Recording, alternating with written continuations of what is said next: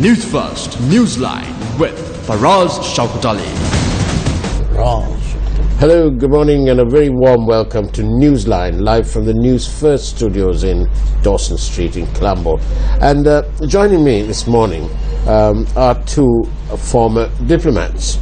One is Hemantawardena Kulasuriya, former ambassador of Sri Lanka to Italy, Greece, Malta, Albania and Cyprus. And also Bandula Jayasekara, who in his time served in New York, in Toronto, and as far back or far down as Australia. Good morning, gentlemen. Good morning, Father. Good morning, Father. Two former diplomats. Now, the reason that we've got you here this morning is to discuss this almost sensational revelations that Hillary Clinton, as the Secretary of State at the time in May 2009, to be precise, on the 9th of May 2009, had written to the IMF asking them to block facilities for Sri Lanka when it was entirely clear that the Sri Lankan forces were about to score a major victory against the LTT. How do you react to that information? Yeah. I mean, as a Sri Lankan, I must say the news is boring, but we knew from the time that we started this war, the American government was not in favor of defeating the LTT. They always wanted to espouse the cause of LTT. They want to keep Prabhakaran alive so that they can get the government of Sri Lanka to dance their tune. And therefore, this is not something very, I mean, though I'm not shocked by this news item, because it was clear that some time ago, even President Obama received some funding from the LTT and Hillary Clinton both, and Clinton had to return this money. Now the reason for this, we would all like to blame Clinton and call her various names of support to the LTT. But the reason is I believe, is of failure of the foreign ministry, failure in the policies. For us, I was told by people who were working very closely to the Washington embassy that during the war, more than 25-30 top class LTTers who were educated, who were industrialists, who were engineers, doctors, used to meet the congressmen. They don't even get an appointment. They some or other ensure that they creep into their chambers and convince them of the necessity of supporting the LTT.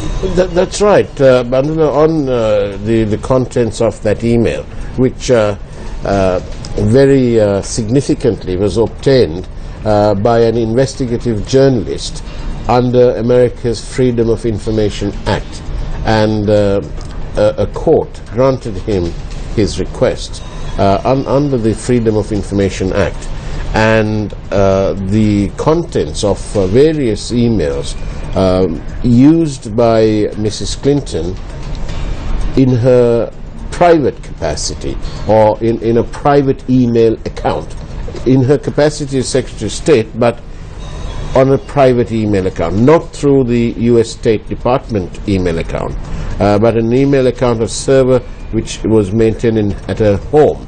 Now that email discloses what Hemant has just said, that they acknowledge that people, according to that email, the reality is that the people on the ground have felt that the Secretary of State Hillary Clinton had openly stated that she was trying to save at least some of the LTT leadership. And they also said, Bandula, that they acknowledged that the LTT PR machinery was far stronger than the government of Sri Lanka. How did you find that? I agree with you, Faraz, and I agree with Hemant, because if I be blunt, Jaliya Wickramasurya was a mistake. He was our ambassador in Washington, but so therefore we had to hire lots of PR people, lobby groups. So they failed.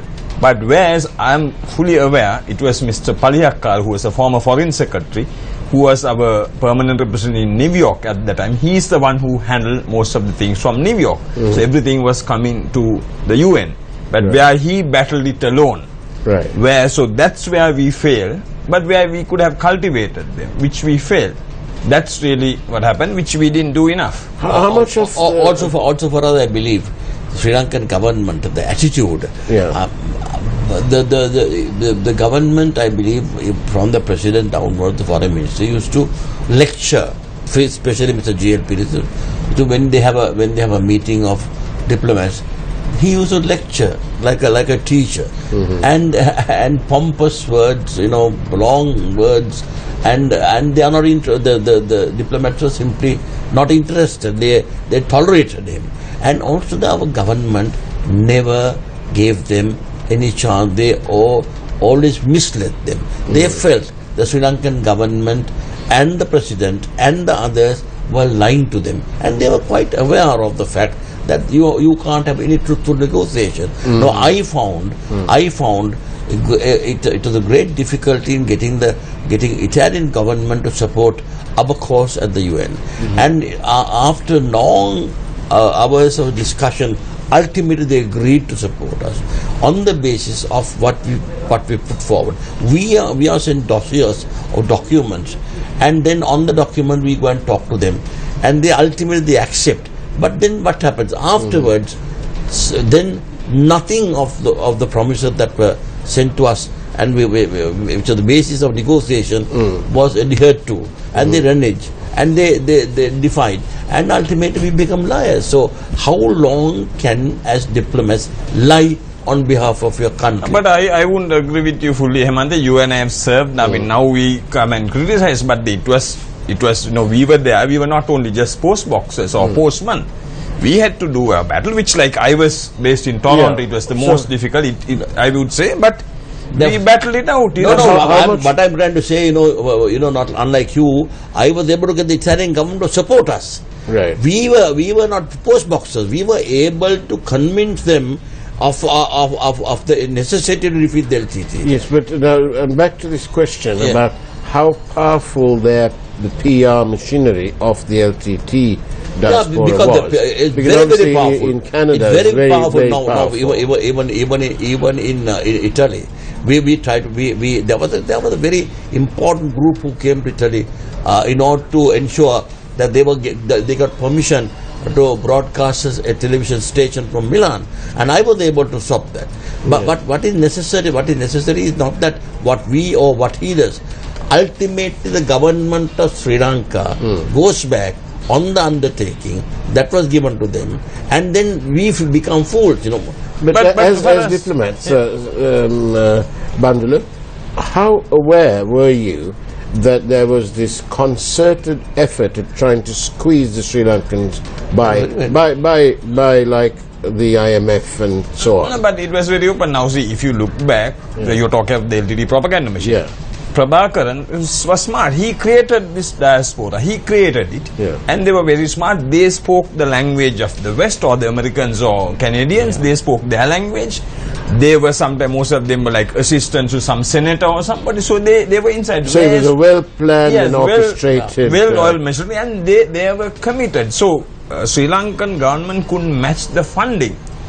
The funding, we didn't have. So I think what you're trying to say is that against that backdrop, where the LTT was a well-oiled machinery, as you put it, they came up against a very soft target, because our foreign service was full of people who were not professional diplomats, but their qualifications seemed to be that they were either related to the extended Rajapaksa family, or they were there through sort of political patronage. For us, I think it was a mixed bag. I mean, they have had political appointees. There are good political appointees. There are good foreign service people. There are bad foreign service people. There are bad the political appointees. There was a mix. So, but there were, so like Hemantha said, I mean, it was Mr. Kadaragama led from the front. After that, things dropped. I mean, from Bogolagamas to GLP, things dropped. But we had It's in very, very Rome. important. We had in Rome as Yeah, well. it's very- You had an Yeah. official who was a nominee of the Rajapaksas who was caught dipping into the till. Yeah, that's right. Now, what happens is that everywhere where there was a foreign service diplomat there was a Rajapaksas appointee who would destroy the very fabric upon which we are working. But President Rajapaksa appointed you, President Rajapaksa appointed me. Let's be honest about it. Yeah. I mean, we were political appointees. No. I'm not But talking you're- I'm not talking about Yeah. our There was no point. I'm corruption talking about again. the manner in which he also tried to control us by appointing some stools. Right. Now there was my experience, my position is that the ambassadors were not given complete freedom to work, but not in Italy. Yeah. In Italy, now what happened in US was that I believe, I don't want to say, there was, I mean, even though the LTT had large number of people working for them, even the single diplomat who was able to communicate with others was poor. The poor, and sometimes I'm ashamed. I'm shocked. Poor in their language. And the communication skills, Right. but the other skills. Right. It is not only the communication, the manner in which, like Del Carnegie, you must be able to cultivate your enemy as your friend. Now that was not there. So that is why Clinton made this observation, and I must say that Clinton was today accused of using not a private server, public government server, and to do her private communication. That is why this came out. And she, after having relinquished his office, did not give the server back to the government, and she used that in order to cripple the Sri Lankan government in its war efforts. And then I must also correct you, the IMF and the World Bank said no. That's right. We are going to give the money because we think that the LTT should be defeated. Now the World Bank and the LT and the IMF looked at the problem differently from Clinton. Clinton was unfortunately persuaded by various people because they were in the States. We were portrayed as people who would commit genocide. They thought they portrayed us as bad, but the IMF and the World Bank reacted by telling Mrs. Clinton that she was encroaching on their territory. That's right, and she had the terminology they used was ordered, stroked, asked for the IMF to withhold or delayed. Because, and she says it openly, because she was hoping to somehow come to a negotiated settlement in which some members, at least some members of the LTT leadership would be saved. Saved for what, Bandula? What would they have achieved? See, looking back, I think there were issues here with the government of Sri Lanka had with Robert Blake. But when Robert Blake came, he was a friend. But I think there were other interests. But let's not forget, I must bring this to this point where India stood by us. We have to recognize that where when Robert Blake was really playing games, and let's not forget also for us that he was injured when he went to East, if I'm not, and he and a few other ambassadors, the Italian ambassador and the ambassador to EU. But going back, what Hemantha said at the beginning, our PR was not good. That's really where we failed. So, and then the LTT managed to convince Hillary Clinton, not only Hillary Clinton, what about Desmond Tutu, Jimmy Carter and all these people? But don't you think, Hemantha, that we are now treated to information that the Rajapaksa government entered into various forms of contracts with various PR machineries and people to engage with them on a remunerative basis. In short, we paid them. Right? So when you do that, there was obviously a necessity. I don't think that President Rajapaksa and Sajiwas Gunawardena and G.L. Piris woke up one morning and said, oh, well, let's go and spend $50 million. or Mr. Cabral for that matter, as the central bank.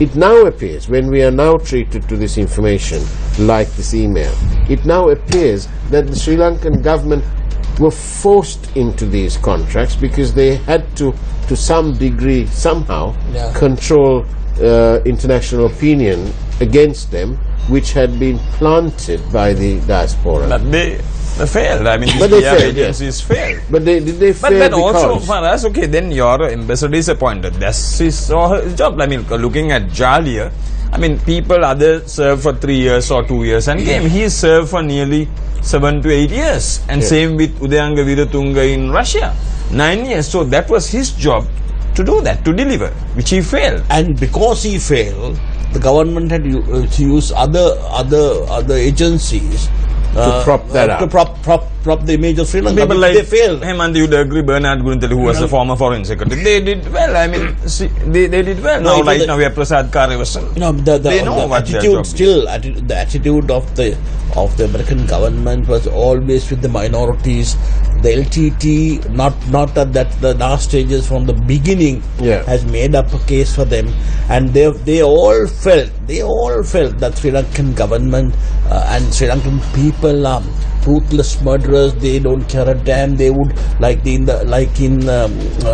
the case of Rwanda, they might kill so many Tamils. So they were convinced. They were convinced. That another sort of Rwanda would happen here. That's they were convinced. We've got a message from a citizen. As citizens, we are surprised how the country managed its economy without passing the effects of the burden of such a big blockade by a giant to the people who were even unaware that there was such a move. But the blockade did not materialize. You know, the financial blockade did not materialize because they were able to tell Clinton that you're wrong, and they in fact said the government of Sri Lanka must be permitted to crush the LTT, and then the collateral damage is quite in order. On that note, we'll take a short break and come right back. Do stay tuned to News First.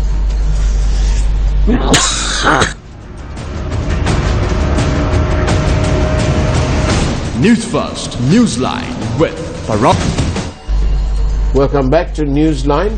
Good morning again, and we're joined by former diplomats Hemant Kulasuriya and Bandula Jayasekara. Now then, Hemanta, how effective was this two, shall we say, main players, Jalia and in the Rajapaksa appointees in Russia and in the United States? You were an ambassador. Bandula, you had the rank of ambassador as well. How did you all cope when they were playing Pandu as opposed to... As far as the European Union concerned, and as far as Italy was concerned, they were not worried about. They did not know what Washingtoners, what our ambassador in Washington was doing. Right. But we were able to cultivate a very great friendship. You know, I think Italy gave us so much of aid, so much of money, and they were prepared to give us gunboats. So Greece was prepared to give us gunboats, and they were quite convinced. In fact, last time when I met the Minister of Foreign Affairs, they said we are not going to be going to be trapped by the Americans. These American trapped to cripple you. And they were very, very firmly with us.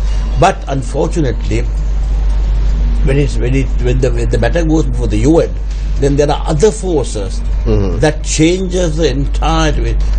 Now Berlusconi was a very good friend of ours, and he was very supportive of the government of Sri Lanka, whatever his other problems are. Pope was supportive of us. Pope refused to issue a statement at the behest of Dr. Jarat Jawad that would stop the war. That Pope was also very friendly with our Cardinal. Yeah, they were very good friends, and Cardinal was also responsible in getting the Pope to act like this. And the Pope, was one person who agreed with us, and ultimately the Badu Church we were able to liberate the Madhu Church because of his intervention. For us now, to add to that, now we had no issues with Russia because Russia is a friendly country, Russia and China. Yeah. Whereas in New York, when it came to the Security Council, Russia and China stood by us, where Mr. Padayakkara held forth there. He did an excellent job. But the issue was Washington.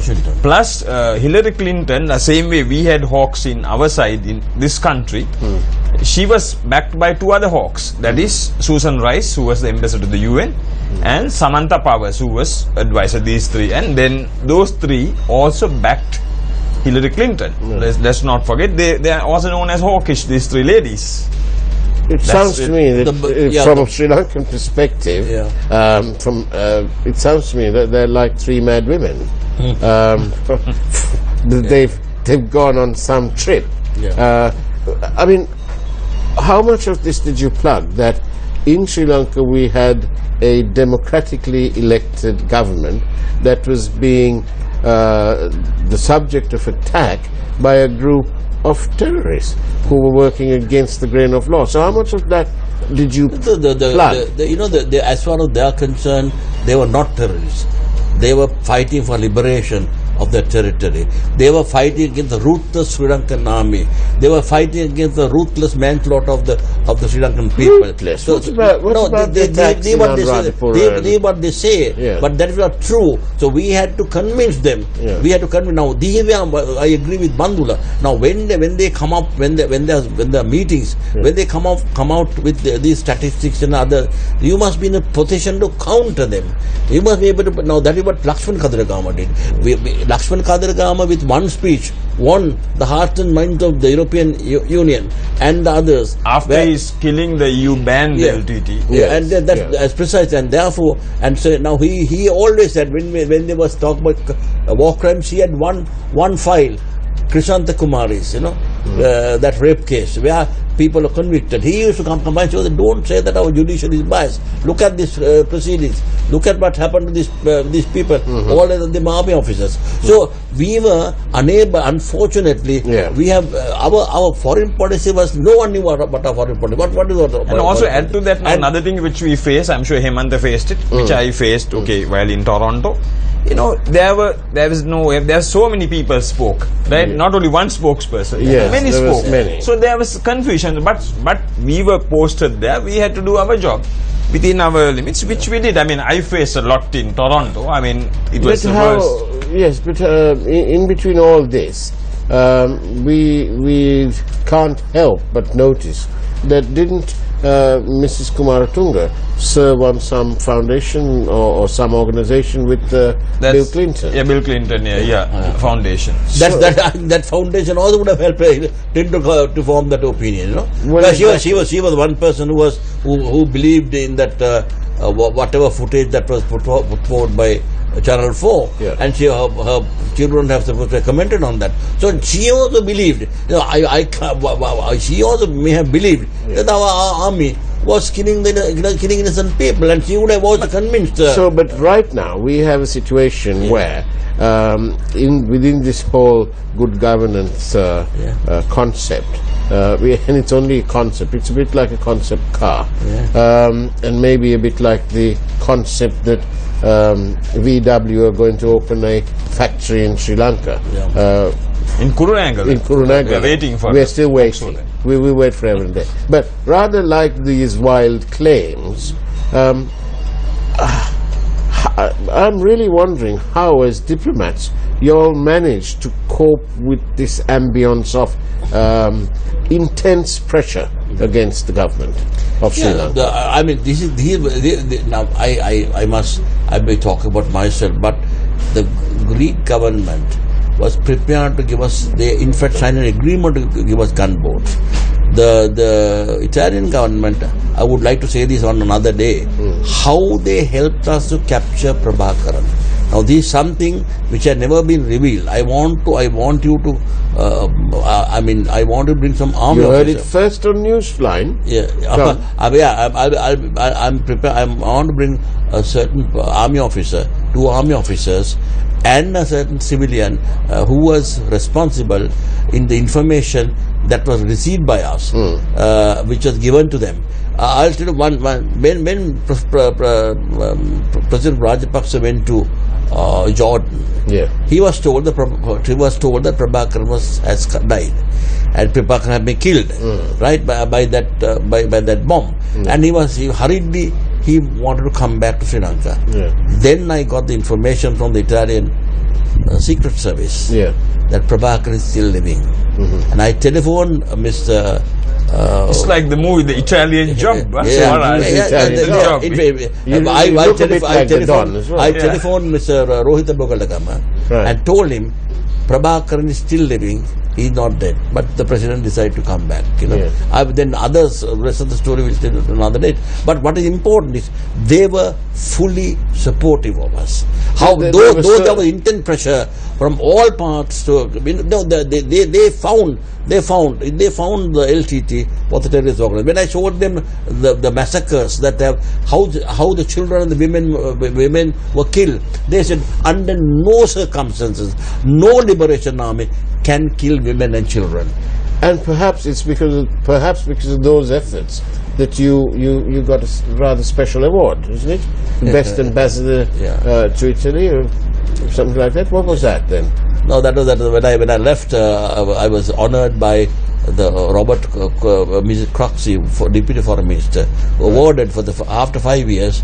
I gave me an award. It's just a picture paper that has the best ambassador to Italy from all the countries, that were 160 countries. But also for us, I must add, we are talking propaganda. See, what happens is some of our diplomats, or most of the diplomats, were trying to write to the Sri Lankan papers, Sri Lankan media, because they want it published in the Sri Lankan media. That was not their job. No. To get into that media, whether it's American or Canadian or Australian, that's what they fail.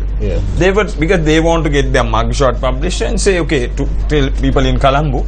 Whereas other diplomats, like we'll say somebody here will take the Danish, she would write to a Sri Lankan paper. That's where another thing where people fail. But don't you both find it rather ironic that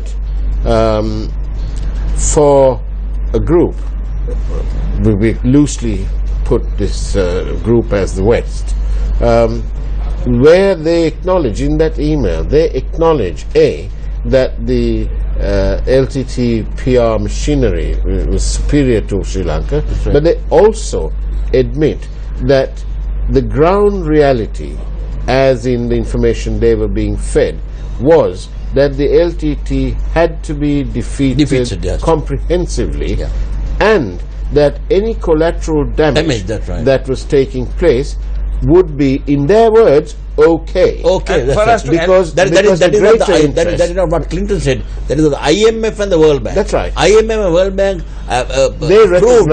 approved our war and approved collateral damage, for which now we are supposed to be facing. But for us, and to that is always the case. There was this issue. The State Department was not supportive, but the Pentagon was supportive. There's always the case. The Pentagon was. The defense minister was with us, and the State Department was. That's where things fail. They always understood the I would say the defense people. So it's now getting easier for us to understand that the leaning on China wasn't purely to do with, as it is now claimed, to do with corruption and the accumulation of funds. If not for China, we would have never won the war. In fact, we know how the Chinese were prepared to give the arms, and they were prepared to ignore the various overtures made by other governments not to supply arms. They want to cripple us. If not for that is not correct. If not for China, we would have not won the war. But for us, don't you agree that Clinton? And she wrote this also. email, but she failed. She did. Yeah. Gentlemen, thank you very much for having been on Newsline. We look forward to having you again, of course, on our network. And short message: look back and get experience. Look forward and see hope. Look around and find reality. Look within and find confidence. On that note, let's wish you a great day ahead. Take care and God bless.